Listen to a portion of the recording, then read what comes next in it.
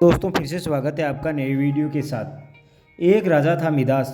उसके पास अपार दौलत थी और उसके राज्य की सीमाएं दूर दूर तक फैली थी। लेकिन मिदास की इतने में संतुष्टि नहीं थी। उसे और दौलत चाहिए थी। वह यह भी चाहता था कि उसके राज्य की सीमाओं का कोई विस्तार और ज़्यादा हो।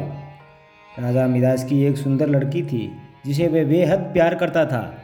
वह उसकी आँख का तारा थी। वह उसका विवाह किसी ऐसे राजकुमार से करना चाहता था जो धन दौलत व शानो शौकत से उससे भी बढ़कर हो। लेकिन अपनी लड़की के विवाह से पूर्व वह दौलत और जोड़ना चाहता था। पाने के लालच में उससे ईश्वर की तपस्या करनी शुरू कर दी। कई दिनों तक भूखा प्यासा रहकर मिदास ईश्वर की भक्ति में लीन रहा। अत्यंत ईश्वर पिसीज गए और मिदास के सामने प्रकट हो गए।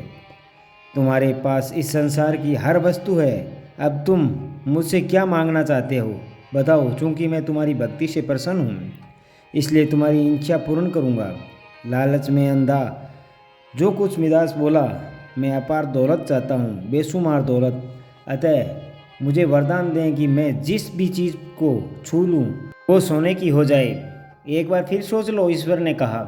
जी हाँ, मैंने भली भांति गंभीरता से सोच लिया है और काफ़ी सोच विचार कर ही आपसे वरदान मांगा है।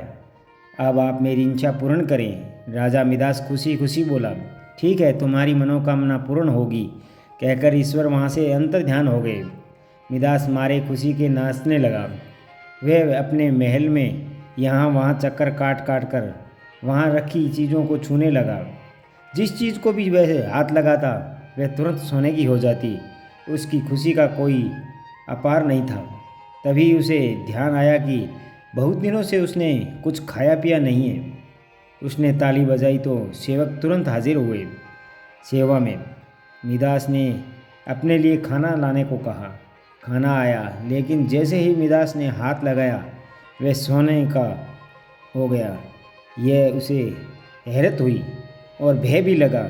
तब उसे याद आया कि क्यों ईश्वर ने फिर सोच लेने की बात कही थी।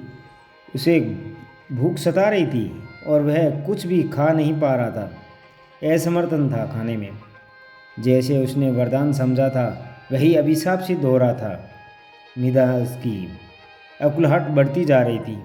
वह इतना अधिक परेशान हो गया था कि जब उसकी प्रिय पुत्री वहाँ आई तो बिना कुछ सोचे समझे उसे गोद में उठा लिया।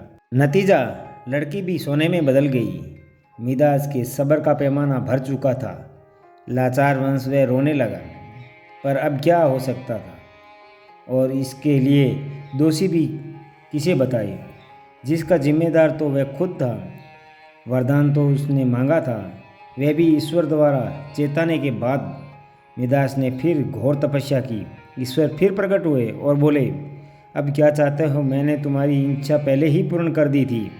नहीं भगवान नहीं, मुझे क्षमा कर दो। ईश्वर के चरणों में लिपटकर गिड़गिड़ा उठा मिदास। मुझे कुछ नहीं चाहिए, बस मुझे इस शाप से मुक्त कर दो। मुझे लालच ने अंधा बना दिया था। भगवान, मेरा विवेक हर लिया था। मेरी पुत्री की दशा देखो ईश्वर, यह भी सोने की बन गई है। मुझे मेरी पूर्व दशा में लाने की कृपा करो भगवान। ठीक है, ऐसा ही होगा, कहकर ईश्वर अंतर ध्यान हो गए। सब कुछ पहले जैसा हो गया। राजा मिदास अब खुशी था और उसकी प्रिय पुत्री उसके पास बैठी थी। तो दोस्तों, अति लालच काम का नहीं है, हमें थोड़े में ही संतुष्ट कर लेना चाहिए। तो दोस्तों फिर मिलते हैं अगले वीडियो में। तब तक अपना ख्याल रखना, मुस्कुराते रहना। धन्यवाद।